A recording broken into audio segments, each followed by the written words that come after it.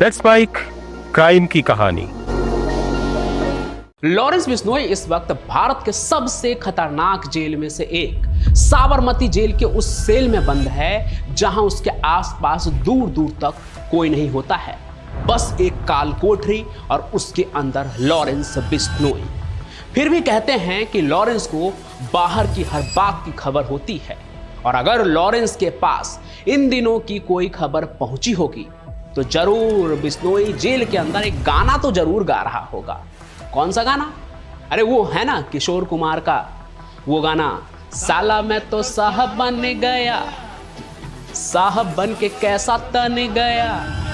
अब दिल्ली पुलिस जिस तरह से लॉरेंस के ऊपर मेहरबान है, वैसे में लॉरेंस का ये गाना गाना बनता है भाई।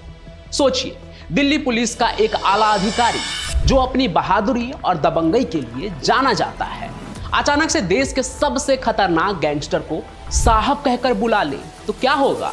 यही हुआ और इसने पूरे सोशल मीडिया पर तूफान ला दिया है।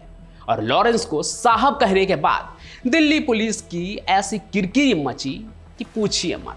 हाँ भाई, मत पूछिए, बस देखिए कि पूरा मामला क्या है।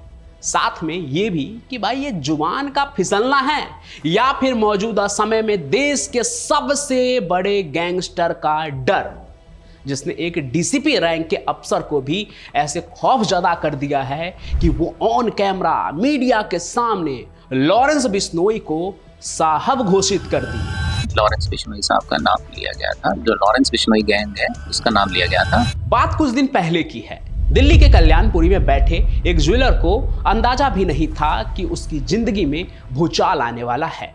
एक दिन उसके फोन पर एक व्हाट्सएप कॉल आया और दूसरी तरफ से एक आवाज आती है, अगर जिंदा रहना है तो 25 लाख रुपए तैयार रख, वरना अंजाम जानते हो। यह सिर्फ धमकी नहीं थी, यह धमकी थी लॉरेंस बिश्नोई के नाम से, जिसने पूरे देश को इन दिनों हिला रखा है। ज्वेलरी शॉप का नाम था गिरी जेवर महल और उनके मालिक इस कॉल के बाद बहुत ही डर गए और सीधे पुलिस के पास पहुंच गए। 12 अगस्त को मिले इस शिकायत के बाद दिल्ली पुलिस हरकत में आ गई। दिल्ली पुलिस के लिए ये कोई आम केस नहीं था, क्योंकि धमकी देने वाले कोई लोकल बदमाश नहीं थे, बल्कि उनका सरगना बहरीन में बैठकर पूरा खेल चला रहा था।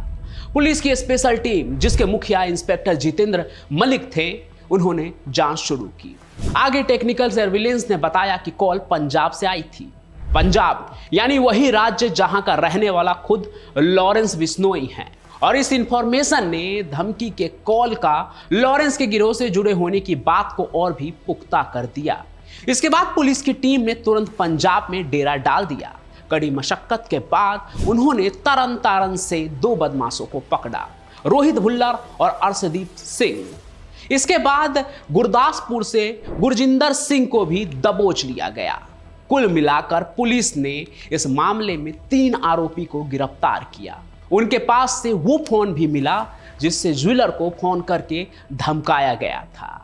इसके बाद पूछताछ में इन बदमाशों ने जो खुलासा किया वो चौंकाने वाला था। उन्होंने बताया कि पूरी साजिश बहरीन में बैठे एक गैंगस्टर ने रची थी, जिसका नाम है शेरू।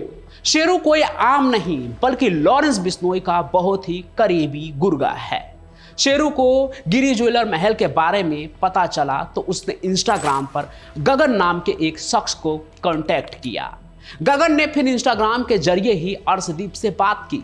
शेरू ने अर्शदीप को ज्वेलर की रेकी करने के लिए कहा। उसे एक बाइक भी दी गई ताकि वो आसानी से ज्वेलर पर नजर रख सके। इस तरह एक छोटा सा ज्वेलर जिसकी जान को खतरा था, एक खूंखार गैंगस्टर जो जेल में हैं, उनके बीच एक ऐसा कनेक्शन सामने आया जो दिखाता है कि आज के दौर में जुर्म की दुनिया कितनी बदल गई है।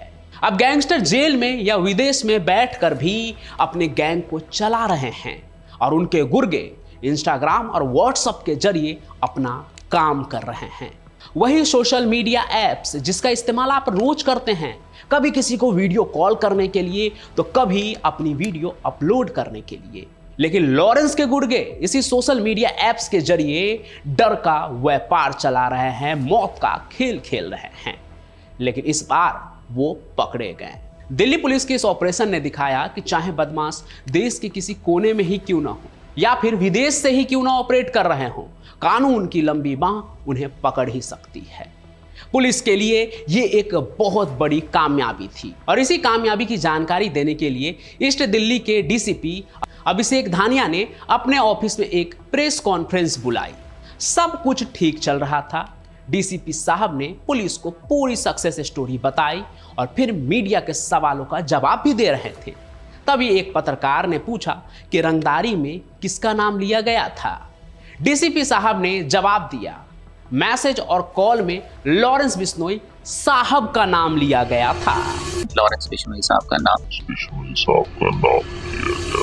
बस यहीं पर डीसीपी साहब की जुबान फिसल गई। उन्होंने गैंगस्टर के नाम के आगे साहब लगा दिया। यह सुनते ही वहां मौजूद सभी पत्रकार हैरान रह गए। कैमरा तो ऑन था ही, बाद में किसी ने उस क्लिप को सोशल मीडिया पर भी डाल दिया और देखते ही देखते डीसीपी साहब कहने के चक्कर में खुद ही खबर बन गए। वो क्लिप जंगल में लगी आग की तरह हर जगह फैल गई। सोशल मीडिया पर लोग तरह तरह के मीम्स और कमेंट्स करने लगे। जहां भी वीडियो अपलोड हो रही थी वहीं जनता का रिएक्शन आ रहा था। कोई लिख रहा था कि डर सबको लगता है, गला सबका सूखता है, तो कोई और ये लिख रहा था कि लॉरेंस बी लाइक, साला मैं तो साहब बन गया। सिर्फ आम लोग ही नहीं बल्कि आईपीएस और डीएएनआईपीएस अधिकारी भी और यहां तक कि पुलिसकर्मी भी इस पर चटकारे ले रहे थे। यह सिर्फ जुबान की फिसलन नहीं थी बल्कि यह भी दिखाता था कि गैंगस्टर का खौफ किस हद तक है। और अगर ये सिर्फ जुबान की फिसलन थी तो क्यों फिसली जुबान? इसके ऊपर साहब वाले डीसीपी साहब की भी सफाई सुन ही लीजिए। तो देखिए, जब डीसीपी साहब को अपनी गलती का एहसास हुआ तो उन्होंने क्लिप पोस्ट करने वाले को खुद फोन किया और वीडियो हटाने की गुजारिश की। कुछ लोगों ने तो पोस्ट हटा दिए, लेकिन तब तक बहुत देर हो चुकी थी। क्लिप इतनी शेयर हो चुकी थी कि उसे रोकना नामुमकिन था। अब डीसीपी साहब किस किस को कॉल करके, फोन करके, मैसेज करके कहते कि भाई वो फोटो डिलीट कर दो, वो वीडियो डिलीट कर दो। खैर, ये तो गलती पर पर्दा डालना था।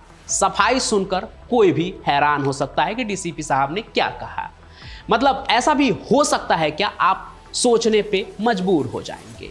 तो डीसीपी अभिषेक धानिया ने बताया कि ये सिर्फ जुबान फिसलने की एक आम घटना थी, नॉर्मल, यानी कि गैंगस्टर को साहब कहना ये बहुत ही नॉर्मल था। वो जुबान फिसलने की वजह से हुई। क्यों फिसला जुबान? उनके मुंह से साहब इसलिए निकल गया क्योंकि उनकी जुबान को एक शब्द कहने की आदत हो गई है। धानिया साहब बताते हैं कि उन्होंने अपने करियर में 2000 बैच के आईपीएस ऑफिसर ओमवीर बिश्नोई के साथ काम किया था और वो न सिर्फ उनके सीनियर ऑफिसर बल्कि बहुत ही रिस्पेक्टेबल ऑफिसर भी हैं जिन्हें वो बिश्नोई साहब कहते थे।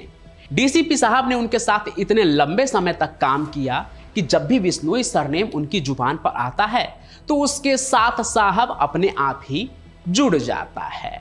ठीक इसी तरह जब वो प्रेस कॉन्फ्रेंस में लॉरेंस बिश्नोई का नाम ले रहे थे तो बिश्नोई शब्द के साथ ही उनके जुबान पर लगी आदत की वजह से साहब भी अपने आप ही बाहर आ गया।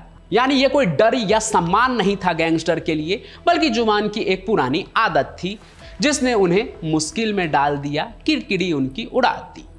लेकिन क्या ये सफाई काफी थी? शायद नहीं, क्योंकि एक तरफ पुलिस अपराधी को पकड़ने का दावा कर रही है, वहीं दूसरी तरफ अपराधी को, अपराधी ही नहीं, एक ऐसे गैंगस्टर को जो इन दिनों दाऊद के टक्कर में डॉन फिगर बनकर उभर रहा है, उसको साहब कहकर बुला रहे हैं। इस घटना ने एक बार फिर से कानून व्यवस्था पर सवाल खड़े कर दिए हैं। यह कहानी सिर्फ एक डीसीपी की गलती की नहीं, बल्कि समाज में बढ़ते बाहुबल और अपराधियों के बढ़ते रुतबे की भी है।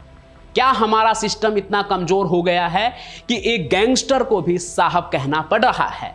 यह सवाल आज हर किसी के दिमाग में घूम रहा है। यह घटना वैसे तो कुछ दिन पुरानी है, लेकिन अभी भी लोगों के बीच बरकरार है। और इस पर आप क्या सोचते हैं कि क्या यह सही था या सिर्फ एक गलती थी, या इस गलती की जिम्मेदारी इससे भी बड़ी हो सकती है? इस पर आप जो भी सोचते हैं वो कमेंट में जरूर लिखिएगा। साथ ही साथ इस वीडियो को ज़्यादा से ज़्यादा शेयर कीजिए और इस चैनल को सब्सक्राइब जरूर कर लीजिए। मैं पंचम प्रकाश अपनी कहानियों के साथ ऐसे ही हाजिर होता रहूंगा। तब तक के लिए आप सभी का बहुत बहुत धन्यवाद।